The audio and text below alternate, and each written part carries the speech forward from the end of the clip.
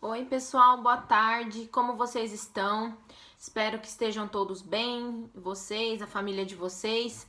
Reitero que espero que num futuro próximo nós possamos retornar às nossas atividades presenciais, né? E cada um a sua rotina, a sua regularidade. Enquanto isso não acontece, nós vamos aqui fazendo a dinâmica das aulas online e de um modo que assim, vocês não percam nenhum conteúdo, mas também não quero que vocês fiquem sobrecarregados com a atividade da nossa disciplina, né? Quero que vocês aprendam, isso que é o importante, tá? Nós paramos na aula passada no direito de representação, né? Dando seguimento à nossa matéria. Nós paramos no direito de representação. O direito de representação, ele é um conteúdo, uma matéria muito importante dentro das sucessões. Então, ela cai bastante na OAB, cai também em outras provas de concurso, em outras provas regulares da nossa área do direito, né? Então, quem estiver aí assistindo o vídeo, eu reitero que é importante a leitura dos artigos sobre o direito da representação e também vou colocar uns slides aqui com exemplos práticos, que são os tipos de exemplos que normalmente caem nas provas, né? Para vocês irem treinando. E eu fiquei sabendo que a OAB houve uma suspensão das provas por enquanto, né? Mas em breve vai retornar e, se Deus quiser, ainda esse ano, né, retornemos ao normal no segundo semestre e vocês vão ter a oportunidade de fazer a prova. Então é importante que vocês aproveitem esses conteúdos, né, já para um estudo futuro da OAB também.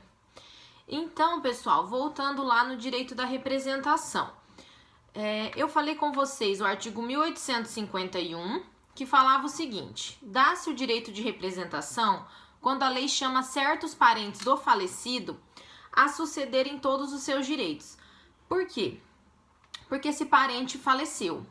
Então, as pessoas que você vai chamar no lugar dele é como se esse parente tivesse vivo, né? Por isso que ele fala aqui, ó, em todos os direitos que ele sucederia se fosse vivo. Então, as pessoas que vão representá-lo como se fosse ele, ou seja, só vão receber no limite do que ele receberia se ele fosse vivo, correto? Agora, o artigo 1852, ele é de suma importância. Inclusive, muitas vezes ele cai nas provas de forma como está escrito aqui mesmo, no artigo 1852, de forma literal, né? Falando o seguinte: o direito de representação dá-se na linha descendente, mas nunca na ascendente. Por que ele é importante? Porque na nossa área a gente tem uma certa limitação do nunca, né? Quando a gente lê a palavra nunca ou a palavra sempre, todos, somente, a gente já fica um pouco receoso, fala, não, isso aqui deve ser mentira, né? Não deve funcionar assim. A gente sempre acha que vai ter uma brecha. Mas nesse caso aqui do artigo 1852, ele é taxativo quando ele fala nunca na linha ascendente. Então, ele é muito importante e é muito importante a leitura dele, tá? E assim, se não der para entender, então, a decoreba dele, digamos assim. Mas o que vocês precisam lembrar? Que na linha descendente, que é a que normalmente segue, né? Que a gente até comentou em outras aulas, que a linha descendente é o que a gente imagina que vai acontecer, né? Que os descendentes vão receber os nossos bens.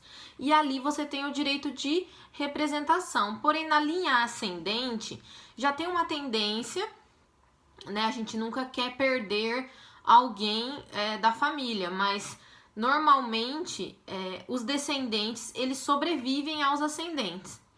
Então, o artigo, de certa forma, ele traz isso, mas ele traz uma restrição, falando que o ascendente não vai representar e o descendente vai. Então, o ascendente, ele nunca representa. E daí, nós passamos até, deixei um exemplo para vocês, que foi mais ou menos aqui que eu parei, né? No caso do A, que tinha 100% de bens, ele tinha 5 filhos, iria 20% dos bens para cada um, porém, tanto o filho B quanto o filho D faleceram antes. E nesse caso, o B, que só tinha um filho, o filho dele recebeu o que ele receberia, ou seja, 20%. Só que o filho D, ele tinha 2 filhos. E os 2 filhos dele receberam como se ele estivesse vivo. Então, recebe a porcentagem referente ao que o pai receberia. Por isso, o filho H e o filho I recebem 10%. E os outros filhos recebem normalmente ali.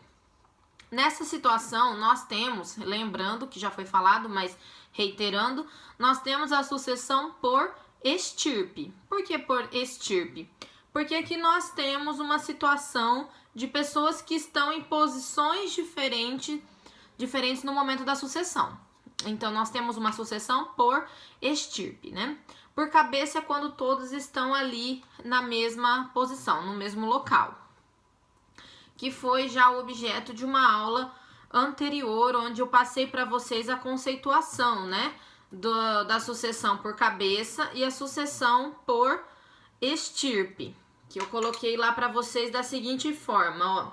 O decújos em graus de parentesco diferentes. Então, eles estão em graus diferentes, tá? Estão em graus diferentes, ou seja, posições diferentes ali no momento da sucessão. E daí, continuando, nós falamos do artigo 1853, que diz o seguinte, ó, na linha transversal, somente se dá o direito de representação em favor dos filhos de irmãos do falecido, que são quem? São os sobrinhos, quando com o irmão destes concorrerem. Então, nesse caso, você deixou irmãos vivos e deixou sobrinhos, filhos de irmãos pré-mortos, né? Nesse caso, vai ter também a linha transversal e vai ter o direito de representação nesta linha, tá? Por que ele tá falando aqui com relação em favor dos filhos do irmão do falecido? Porque não pode ser na linha ascendente, mesmo sendo transversal, não pode ser na linha ascendente, né? E no caso, os filhos dos irmãos estão numa linha descendente, né? São colaterais, são transversais, porém estão para baixo, né? E o artigo 1854, os representantes só podem testar como tais o que herdaria o representado se vivo fosse. Então, os representantes, ou seja, aqueles que vão se colocar no lugar do falecido, eles só podem herdar o que o falecido herdaria. Ele não tem como herdar mais e nem herdar menos, tá? Então, ele vai herdar como se fosse a pessoa que faleceu, como se fosse o pré-morto. E se tiver ele um irmão, né, ele 2 irmãos, ou seja, 3, 4 pessoas que vai representar um só, os 3 juntos vão receber o que essa pessoa que faleceu receberia, correto? E daí vai ser dividido igualmente entre esses filhos, enfim, né? No exemplo do filho que foi o que a gente viu no slide anterior. Aí, pessoal, eu coloquei mais um exemplo para vocês aqui. Até um pouquinho mais simples esse exemplo, mas eu acho que se a gente for olhando de forma reiterada os exemplos, mesmo dos mais simples aos mais complexos, vai facilitar no entendimento e até na assimilação da questão quando ela vier exposta numa prova futura, num concurso, né? E vocês olharem esse conteúdo, vocês vão ter uma assimilação na cabeça, já que se trata do direito de representação. Aqui, ó, o autor da herança, ele tem 100%, né? Ou R$100, sei lá, vamos colocar que R$100, 100 mil, né? Tem o valor de 100 ali. O filho A receberia 50 e o filho B receberia 50, né? No caso do falecimento do autor da herança, o pai.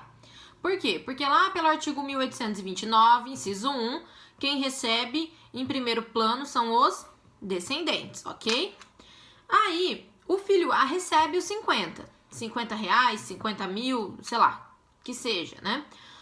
E o filho B, que é pré-morto, ele vai precisar ver se ele deixou outros filhos, descendentes, né? Ou seja, netos do decújos. Por quê?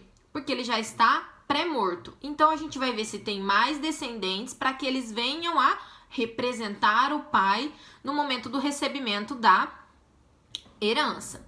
Então, no caso, o filho B, pré-morto, ele deixou 2 filhos, ou seja, o neto B1 e o neto B2, ou seja, o neto filho de B número 1 e o neto filho de B número 2.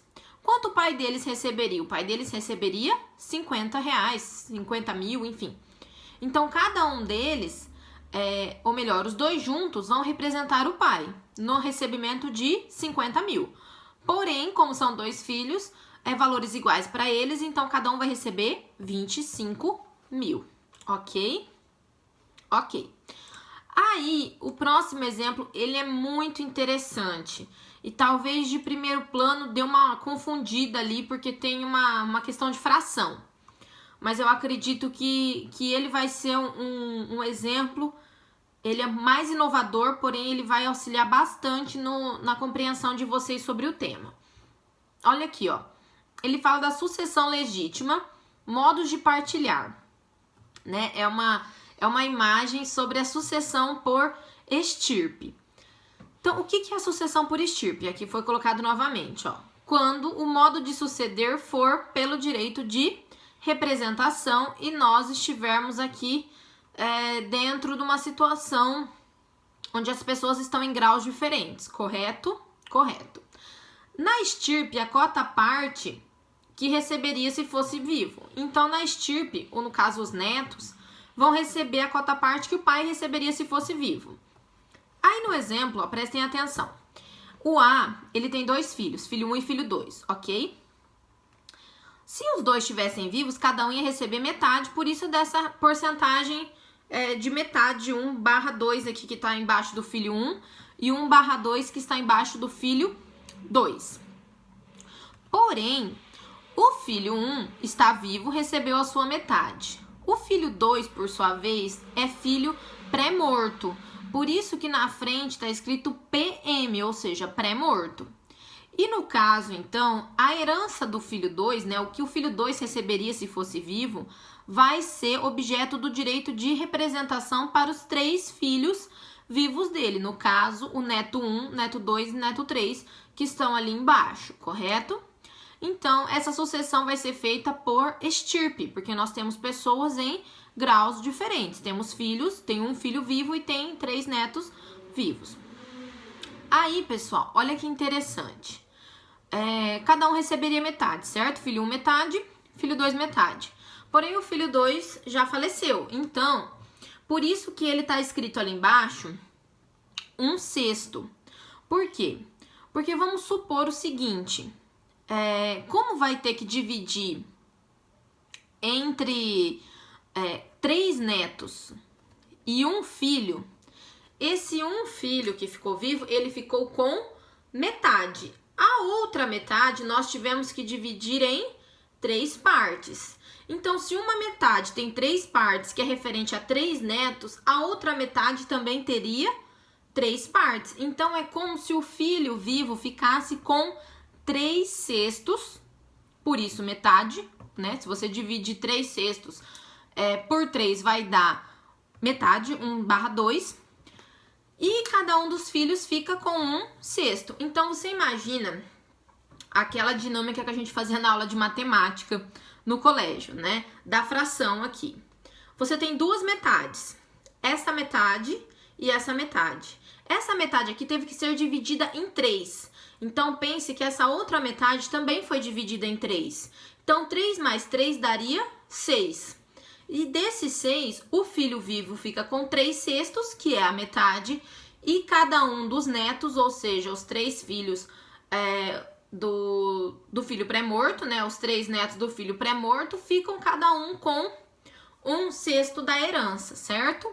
Por isso que tá escrito ali embaixo dos netos 1/6 embaixo de cada um e metade embaixo do filho 1, ou 3/6 que seria a mesma situação, correto? E daí nós passamos ao seguinte exemplo, que fala sobre o autor da herança, e esse autor da herança tinha um patrimônio de 120 mil reais.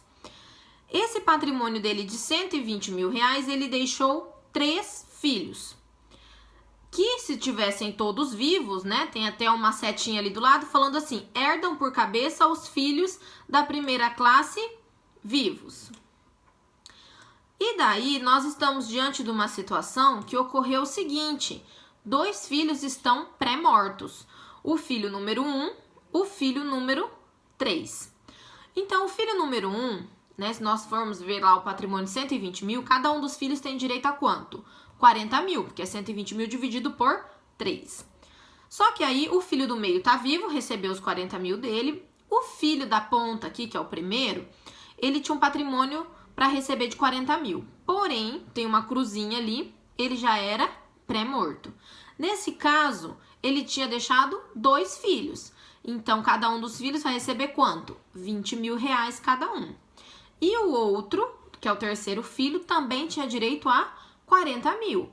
E nesse caso, como ele deixou 3 filhos, nós vamos dividir 40 mil em 3, que vai dar 13.333. E como nós temos pessoas aqui em classes diferentes, né? Tem uma setinha ali do lado falando o seguinte: herdam por estirpe os netos, por terem o pai pré-morto. Lembrando que quando o avô falece, pessoal, o pai tem que ter falecido antes, né? No caso, o pai que tá dentre os 3 filhos aqui do falecido do momento, né? Que é o autor da herança. Então, ela tem que ter um pré-morto, ou seja, alguém que morreu antes pra gente ter esse direito da representação, ok? Esse é o ponto importante a gente lembrar. Tem que ter o pré-morto, né? A pessoa que faleceu antes. Outro ponto importante, nós precisamos ter pessoas que estão em graus diferentes, filhos e netos, que daí nós chegamos ao direito de representação. E se nós tivéssemos só os filhos, a gente ia ter a herança, né, por cabeça, que é o que tá ali na setinha. Correto? Então, pessoal, essa aula nós finalizamos por aqui. E em breve já posto o vídeo seguinte para dar sequência aí no conteúdo do direito de representação e finalizar essa matéria, tá bom? Um abraço, até o próximo vídeo.